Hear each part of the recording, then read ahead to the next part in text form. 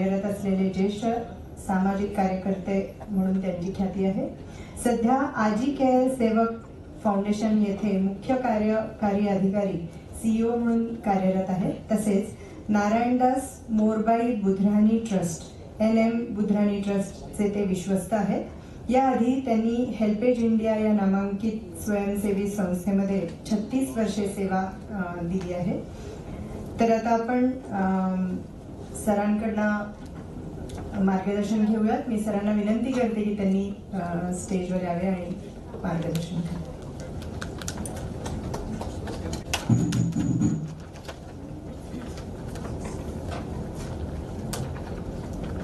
नमस्कार. मी फक्त टेस्ट करता कि तुम्ही सगळेजण या ठिकाणी आहात की नाही. क्योंकि होता है ऐसे कि कई बार हम ऐसे कॉन्फ्रेंस या प्रोग्राम में जाते हैं तो वहां जाके बैठते हैं और खाने के बाद तो और भी मजा आ जाता है. कारण आपली इच्छा असो किंवा नसो तरी आपले डोळे मात्र हळूहळू बंद होत असतात आणि अशा वेळी खूप डिफिकल्ट असतं व्याख्या द्यायला की काय बोलायचं आणि समोरचे ऐकतात की नाही. आणि दुसरं असं असतं, मी एक ऑब्झर्व असं केलं की आपण जेव्हा कार्यक्रमाला जातो तेव्हा आपल्या डोक्यामध्ये बरेच काहीतरी विचार असतात आणि प्रत्येक वेळी आपण हा विचार करत असतो की आता ऑफिसचं काय झालं असेल, आपल्या वृद्धाश्रमामध्ये काय सुरू असेल, काय इश्यू आहेत, काय काय नाही पोहोचला पाहिजे. तर नमस्कार. क्या बात आहे. याला म्हणतात आवाज. बरं वाटलंय. सर्वप्रथम आस्था फाउंडेशनचे मी मनपूर्वक आभार मानतोय, विशेषतः गिरीशजींचे. आणि बऱ्याच वर्षांनी मला परत या ठिकाणी येण्याचा योग आलाय आणि मागे आलो होतो तेव्हा औरंगाबादला आलो होतो, आता संभाजीनगर मध्ये आलोय. हा फरक मला जाणवलाय इथे आल्यानंतर. असो, नाव बदललाय, काय बदललाय सगळं करावं या कर रही हो, लेकिन अभी तक चाहे वैसा मुझे मिला नहीं है. अभी तक मैं इंतजार कर रहा हूँ या कर रही हूँ, भला कुछ हो जाएगा. लेकिन मैं आज आपको बता रहा हूँ ये जरूर आपके साथ होगा. कारण 39 वर्षाचा माझा जो अनुभव आहे त्यावरून मी सांगतो, आज माझ्या फॅमिलीला मला जे काही ब्लेसिंग्स या ठिकाणी मिळाले आहेत त्याबद्दलच मी तुम्हाला सांगतो की हे ब्लेसिंग्स आपल्याला बरंच काही देऊन जातात. पैसे सगळे कमावतात, पण पैसे कमवत असताना अशा प्रकारचे आशीर्वाद कमवणं हे सगळ्यात महत्वाचं आहे मला वाटतं. आणि ते महत्वाचं काम आपण सगळेजण या ठिकाणी करत आहोत. गेले 39 वर्ष झाले मी ज्येष्ठांसाठी काम करत आहे. जसं सांगितलंय की मी हेल्प इंडिया संस्थेमध्ये हेड होतो.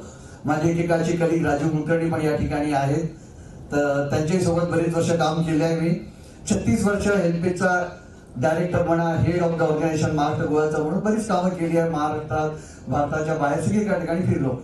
पण जेव्हा मी 39 वर्षापूर्वी हेल्पेज इंडिया जॉईन केली तर मला स्वतःला आश्चर्य वाटले की वाय हेल्पेज इंडिया, की हेल्पेज इंडिया आवश्यकता खरंच आहे का. कारण त्यावेळी मला असं काही प्रॉब्लेम वृद्धांचा काही जाणवला नाही. पण मंडळी आता सांगतोय गेल्या 10-12 वर्षामध्ये मला प्रकर्षाने जाणवायला लागलाय की ज्येष्ठांसाठी काम करणाऱ्या संस्था, व्यक्तींची आज आवश्यकता आहे आणि ही आवश्यकता वाढणार आहे, भरपूर वाढणार आहे. हे लक्षात ठेवा. कारण काळ बदललाय, सगळं काही बदललंय.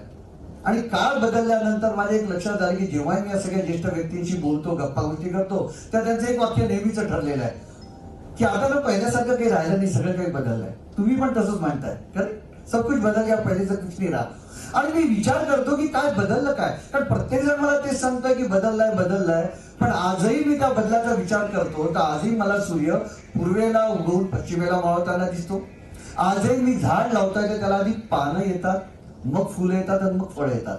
जर बदललं असतं तर सूर्य पूर्वेच्या आधी पश्चिमेला सुद्धा उगवलं असतं, आधी फळं आली असती, मग पानं आली असती. आजही मला उन्हाळा, हिवाळा, पावसाळा ऋतू दिसतात. मग सगळं मला जेव्हा दिसतं तेव्हा मला कळत नाही की बदललं काय. आणि जेव्हा मी गांभीर्याने विचार करतो तेव्हा माझ्या लक्षात येतं की या मानवी शरीरामध्ये एक खूप महत्वाचा घटक आहे ज्याला आपण हृदय, मन, हार्ट असं जे म्हणतो, त्या हृदयातला, त्या मनामध्ये जो प्रेमाचा झरा आहे ना तो पूर्णपणे आटून गेलाय. आणि त्याच्यामुळे ती माया, ते प्रेम, तो आपलेपणा, ते ममत्व हे कुठेच दिसत नाही. आणि म्हणून मला वाटतं सगळं काही बदललेलं आपल्याला वाटतंय. करेक्ट. बदले बदले से सरकार नजर आते है, ये बात है और ये बिल्कुल हाल सबका है. आपलीच माणसं आपल्याला ओळखत नाहीये, आपलीच माणसं आपल्याला प्रेम दाखवत नाहीये. हे काळाची गरज झाली आहे, सगळं काही बदललंय. म्हणून हा जेव्हा बदल मी बघतो तेव्हा मला असं वाटतं की या बदलत्या काळामध्ये सुद्धा बऱ्याच गोष्टी जेव्हा बदलल्या तेव्हा समाजामध्ये असणारा जो अविभाज्य घटक आहे, ज्याला सो कॉल्ड सगळेजण ज्येष्ठ नागरिक म्हणतात, म्हातारी व्यक्ती म्हणतात, सिनियर सिटीजन म्हणतात, पण या सगळ्यांना मी फक्त एकच शब्द वापरतो, तो म्हणजे माझ्याकडून मी जेव्हा त्यांना संबोधतो तेव्हा मी त्यांना म्हणतो they all are silver young. ते ज्येष्ठ किंवा असं मला वाटत नाही, मला वाटतं they are silver young. Correct. ते या सगळ्या सिल्वर यंगनी सुद्धा या बदलत्या काळामध्ये सुद्धा बदललं पाहिजे, हे सगळ्यात महत्वाचं आहे. त्याचं कारण आहे मी तुम्हाला सांगतो की जसं आपलं वय वाढतं ना, आणि आपण जेव्हा रिटायर्ड होतो, रिटायर झाल्यानंतर माझी एक गोष्ट प्रामुख्याने लक्षात येईल की बऱ्याच ज्येष्ठांचं मी बघितलंय, रिटायर झालं म्हणजे आता सगळं काही संपलंय, बिलकुल आरामशीर अशा प्रकारे त्यांचा आविर्भाव असतो. झालं, आता संपलं, सगळं झालं, बरंच काही केलं, बरेच इतके वर्ष नोकरी केली, मुलांचे सगळे, आता काही नाही, आता काही करायचं नाही, आराम करायचा वगैरे अशा प्रकारची भावना निर्माण होते. आणि कुठेतरी मला ती विरक्तीची भावना त्यांच्यात दिसते. रिटायरमेंट म्हणजे निवृत्ती आणि विरक्ती या दोन वेगळ्या गोष्टी आहे मंडळी. निवृत्त झाला म्हणजे विरक्त झाला मुळीच नाही. पण आज जेव्हा काळ बदलला तेव्हा मला एक आवर्जून सांगावंसं वाटतं, निवृत्तीनंतर विरक्ती नसावी पण आसक्ती मात्र कमी करावी. हे खूप आवश्यक झालेलं आहे. ही आसक्ती खूप आपल्याला काही ना काहीतरी त्रास देऊन जाते. कारण जसं जसं वय वाढतं मंडळी तसं तसं आपण काहीतरी हळूहळू सोडायला शिकलं पाहिजे. 38 वर्षापूर्वी वृद्धाश्रम ही संकल्पना सुद्धा ऐकल्यासारखी वाटायची मला. एखादा दोन कुठेतरी काहीतरी वृद्धाश्रम आहे, कोणीतरी चालवतं, काय नाही, बाबा आमचे असं काहीतरी काम करतात आहे असं ऐकलं. पण आज वृद्धाश्रम ओल्ड जो काळाची गरज झाली आहे. आता ही काळाची गरज गेली कोणी, केली कोणी मला तर समजत नाहीये. कारण आपण सगळेजण तेच आहोत. म्हणून माझी जी पहिली स्लाइड तुम्ही बघत असाल, कारण मला जेव्हा हा विषय सांगण्यात आला तेव्हा मला वाटलं की त्याच्यात काय स्लाइड्स बनवाव्या. म्हटलं चला ठीक आहे, म्हणून मी जस्ट पहिली स्लाइड ही बनवली, you me and grand parent. तुम्ही, मी आणि आपले आजी आजोबा, ज्येष्ठ नागरिक सगळे वगैरे सगळं तेच आहे वर्षानुवर्षे. मला सांगा, आपल्या लहानपणी सुद्धा आपले आई वडील, आपले आजी आजोबा तर होते ना. तेव्हा कुठे दुजाबा होता? तेव्हा काय असं होतं? तेव्हा तर आपल्याला सगळे आपले आपले वाटायचे, आपल्या जवळ असावेसे वाटायचे, आपण त्यांच्याकडे जायचो, तेही आपल्याला जवळ घ्यायचे. पण आज नातवंडाला त्याचे आजी आजोबा सुद्धा माहित नाही कुठे आहेत. ही सत्य परिस्थिती आहे. तुम्हाला सगळ्यांना तर बरेच अनुभव आहेत, कारण तुम्ही सगळे वृद्धाश्रमात आहात आणि वृद्धाश्रमातली एक एक व्यक्ती म्हणजे एक एक कहाणी है. और हर एक चेहरा जो वृद्धाश्रम में होता है ना, वो बहुत कुछ कहानियां कह देता है. म्हणून मला आठवतं आहे, बऱ्याच वृद्धाश्रमामध्ये काम करत असताना अजूनही मी भेटी गाठी घेतो, तेव्हा माझ्या वृद्धाश्रमातल्या एका ज्येष्ठ व्यक्तीची जेव्हा मी संवाद साधत होतो, तेव्हा बोलत होतो, तेव्हा त्यांना जस्ट विचारलं मी त्यांच्याबद्दल, तर त्यांनी मला एकच उत्तर दिलं होतं, अरे प्रकाश भाई मुझसे क्या पूछते हो, मुझसे न पूछ मेरी जिंदगी का आलम, चेहरे की जुलिया बया करती है सब. फक्त एवढंच वाक्य ते बोलले आणि मी समजून गेलो काय काय. ही सत्य परिस्थिती आहे. जिथे 1 ऑक्टोबर युनायटेड नेशनने डिक्लेअर केला international day of older person, जो आपण साजरा करतो वृद्धत्व, ज्येष्ठत्व किंवा म्हातारपण, त्याच वेळी युनायटेड नेशनने सुद्धा 15 जून हा world Elder abuse awareness day म्हणून डिक्लेअर करावा. एल्डर अब्यूज, ज्येष्ठांना होणारा त्रास, मानहानी, छळ, हे सगळं होत आहे. तुम्हाला सगळ्यांना, आपल्याला सगळ्यांना माहित आहे. आणि हा 15 जून हा दिवस संपूर्ण देशामध्ये मार्क केला जातो, सेलिब्रेट नाही करत. ज्येष्ठांचा छळ होतोय आणि जेव्हा या ज्येष्ठांच्या छळाबद्दल बोलल्या जातं, एल्डर अब्यूज बद्दल बोलल्या जातं, तेव्हा माझं पहिलं वाक्य हेच असतं, Elder abuse is nothing but a hidden truth.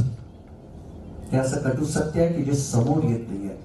पर्दे के पीछे छिपा हुआ एक गहरा राज है जो हर एक जन सहन कर रहा है. तुम्ही आणि मी, आपण सगळेजण. आता मी सुद्धा ज्येष्ठ नागरिक ऑफिशियली झालो आहे. मी तर सगळ्यांना नेहमी सांगतो, I am also the member of golden गँग. पुढच्या वर्षी मी सरकारच्या ज्या योजना आहेत त्या योजनेचा एक लाभार्थी पण मी होणार आहे पुढच्या वर्षी. पाहू मला आता काय लाभ मिळणार आहे. तर खरी गोष्ट आहे. पण आणि सगळ्यात महत्वाचं म्हणजे ज्येष्ठांचा जो छळ होतो, त्रास होतो, बऱ्याच गोष्टी आपण ऐकतो, बोलतो, सगळेजण सांगतात, मुलांनी असं केलं, सुनेली असं केलं, मुलींनी, जावयांनी, यांनी, नातू, सगळं ऐकायला मिळतं. पण मला एक समजत नाही, खरं सांगा, आय मे बी रॉंग, मला करेक्ट करा तुम्ही. ह्या छळ होत असताना जेव्हा आपण ब्लेम इतरांना करतो, तेव्हा कुठे ना कुठेतरी त्या ज्येष्ठ व्यक्तीची पण चूक नाही आहे असं वाटत नाही. कारण छळ करणारा जेवढा गुन्हेगार आहे तेवढा छळ सहन करणारा सुद्धा गुन्हेगार आहे असं मला वैयक्तिकरित्या वाटतंय. म्हणून जेव्हा मी म्हटलं की Elder abuse is a hidden truth, HelpAge इंडियामध्ये आम्ही दर 15 जूनच्या या डेटमुळे एल्डर अब्यूजच्या या कार्यक्रमासाठी आम्ही पूर्ण भारतामध्ये सर्वे कंडक्ट करायचो. गेले 9 वर्ष झाले कित्येक सर्वे कंडक्ट केले. आज हेल्पेज इंडियाच्या वेबसाईटवर आहे. आणि त्या प्रत्येक सर्वेमध्ये एक गोष्ट प्रामुख्याने लक्षात आली आहे की जवळपास 90% ज्येष्ठ नागरिक म्हणतात yes we are facing the abuse. आमचा त्रास होतोय, मानहानी होते, प्रताड़ना होते आहे, बहुत परेशानी होती है, सगळेजण कबूल करतात आहे. Verbal abuse is very common. म्हणजे उलट उत्तर देणे, डिसरिस्पेक्ट, निग्लेक्ट, आयसोलेट. घरातल्या घरात सुद्धा हे आजी बच्चाला चूप असून जेवायला मिळते आहे ना, शांत राहा ना. आजोबा झालं वय, आता मला मदत करू नका, बसा आता शांत, आम्हाला कळतं. हे असे शब्द which is a very common आणि त्यालाच व्हर्बल अब्यूज म्हणतात. हे सगळ्यांच्या बाबतीत होत आहे. उलट उत्तर देणं, डिसरिस्पेक्ट, निग्लेक्ट. 42% ते ज्येष्ठ नागरिकांचं म्हणणं असं आहे की आमचा फायनान्शियल अब्यूज आहे. छोट्या छोट्या गोष्टीसाठी मुलांना पुढे हात पसरावे लागतात, औषधासाठी, याच्यासाठी सगळं. बागबान तो बेस्ट बेस्ट स्टोरी आहे ना, दुसरं काय सांगणार.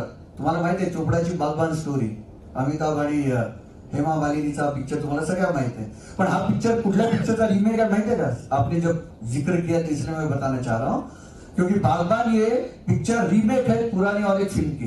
पता है आपको? राजेश खन्ना और शबाना आजमी थी.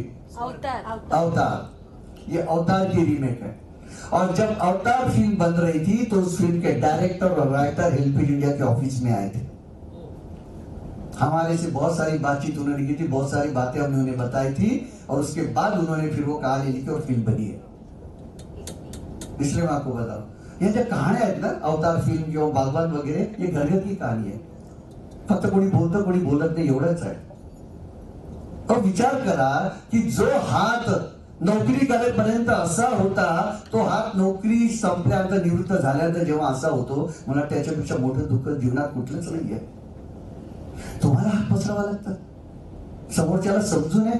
अरे ज्या मुलांना कळत नाही, बोलता येत नाही, काहीच कळत नाही, त्या मुलांच्या प्रत्येक भावना ज्या आई वडिलांनी लहानपणापासून समजल्या, तेच आई वडील म्हातारे झाल्यानंतर, ती मोठी झाल्यावर मुलं त्याच्या भावना सुद्धा समजू शकत नाही. म्हणजे काय म्हणावं मला सांगा या गोष्टीला. It's a fact. आणि मग कुठेतरी असं वाटतं की काय आपणच कमी पडलो की काय नाही. बरे दुःख सांगणार तर कोणाला सांगणार? आज कसं सांगू मी की माझी मुलं मला त्रास देतात, माझी सून मला जेवायला देत नाही, माझी मुलगी मला वाटेल तशी उत्तरं देते. कोणाला सांगणार तुम्ही?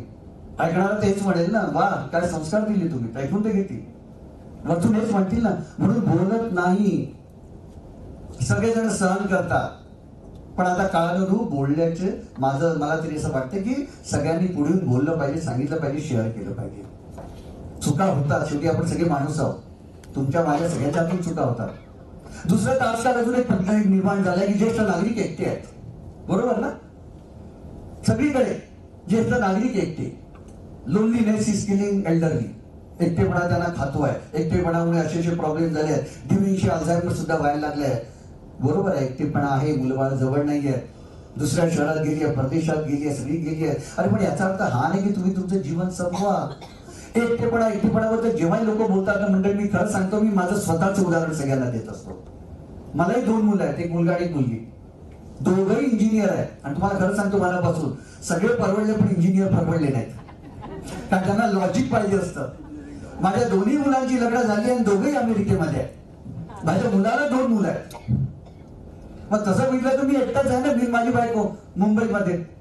We are the best example of loneliness. कारण ते येतच नाही. मुलाला आता ग्रीन कार्ड पण मिळालाय, कारण माझी सूनबाई अमेरिकन आहे. मी असा आहे की आम्ही आपलं राहायचं, करायचं नाही, जगायचं नाही. हे काय, what is this nonsense? I don't understand. अरे आपल्यालाच वाटतं ना मुलांनी लहानाचं मोठं चांगलं व्हावं, चांगले शिकावं, पुढे जावं. ही इच्छा मुलांची नसते, आई वडिलांची असते. आपणच त्यांना चांगल्या शाळेत असतो, अट्टास आपला असतो, दुसऱ्यांचा नाही. मुलं म्हणत नाही मला इंग्लिश मिडियममध्ये टाक, मला मोठ्या शाळेमध्ये टाक. आपण टाकतो चांगल्या कॉलेजमध्ये, तू डॉक्टर झालाच पाहिजे, तुला इंजिनियर व्हायचं, आपणच आधीपासून सांगतो. ते डिसाईड करत नाही. हे मी का सांगतो मंडळी? कारण 38-39 वर्ष झाले मी ज्येष्ठांसाठी काम करतो. आणि जेव्हा मी काउन्सिलिंग करतो आणि तेव्हा मी या ज्येष्ठांसोबत बोलत असताना, जब मैं उनके बच्चों को बुलाता हूं, उनसे बातचीत होती है काउंसलिंग के समय, तो बच्चे मुझे हर बार यही सवाल करते हैं. आणि त्यामध्ये सो कॉल्ड एज्युकेटेड, चांगले शिकलेले doctor, engineer, CEO, managing director पदार असलेली मुलं पण हेच उत्तर देतात, बोरगावकर साहब हमने तो कब कहा था हमारे माँ बाप को कि हमें पैदा करो. उन्होंने पैदा किया था तो उनको करना ही है. अब हमारी बारी आहे. काही जण तर महाबा हेही सांगतात, ओ लहानपणी किती त्रास दिला बाबांनी, तुम्हाला काय सांगू, आता माझी वेळ आली आहे. अरे when they talk like this, I don't understand what to say. पण एक्सप्रेस होणं पण महत्वाचं आहे, शेअर करणं. आपल्यालाच वाटतं ना मुलाबाळांनी मोठं व्हावं, पुढे जावं, शिक्षण घ्यावं, हे करावं. आपली ऐपत नसताना आपण प्रॉव्हिडंट फंडचं लोन घेतो, बँकेचं लोन घेतो आणि मुलांना पाठवतो बाहेर. कशासाठी? याच गोष्टीसाठी. आणि मग मुलं बाहेर गेल्यानंतर आपली अपेक्षा आता त्यांनी परत यावं. अरे कमाल आहे, पाठवतो आपण, लाखो रुपये खर्च आपणच करतोय, आता परत ये. अरे नका, समजून घ्या ना काय काय गोष्टी. आणि ही जी मुलं आहेत ना, खरंच तुम्हाला सांगतो, आपण ब्लेम करतो या पिढीला, पण ही पिढी खूप चांगली आहे, खूप चांगली आहे, समजूतदार आहे. मी तुम्हाला सांगतो, फक्त त्यांच्या कलानी घेतलं पाहिजे. त्यांना त्यांच्या शब्दात सांगितलं ना, त्यांच्यासारखी मुलं नाही. त्यांच्या वयामध्ये तुम्ही विचार करा, आपण जेव्हा त्यांच्या वयाचे होतो तेवढे आपली शहाणपण आपल्यामध्ये होता का? आपल्याला कळत होतं का? नाही, खरंच नव्हतं. पण काळ बदललाय, सगळं बदललंय, मुलं मोठी झाली, सगळं झालं, पण आपण बदललो नाही. प्रॉब्लेम हा आहे असं मला वाटतं. अजूनही हमारा जमाना. म्हणून जेव्हा ज्येष्ठ सिल्वर सोबत जेव्हा मी बोलतो तेव्हा ते सगळे तेच म्हणतात, अरे हमारा, अरे म्हटलं आपका जमाना था, अब नहीं है. नरेंद्र वैद्य सरांना विनंती करते की त्यांनी त्यांचा सत्कार करावा आणि स्मृतिचिन्ह द्यावं. सर, या निमित्ताने एक कॉम्प्लिमेंट देऊ इच्छिते तुम्हाला की, बरं का सर, एक कॉम्प्लिमेंट देऊ इच्छिते की 36 वर्ष वगैरे तुम्ही काम केलं असेल असं तुमच्याकडे पाहूनच वाटत नाही. त्यामुळे खूप खूप अभिनंदन आणि धन्यवाद. तुम्ही इथे एवढ्यासाठी नाही, याचं क्रेडिट माझ्या बायकोला आणि मुलांना जातं, खरं सांगतो. कारण माझ्या बायकोचं मुलांचं म्हणणं एवढंच आहे की तुमचं वय वाढू द्या, पण तुम्ही म्हातारे होऊ नका. क्या बात. धन्यवाद सर. आता आपण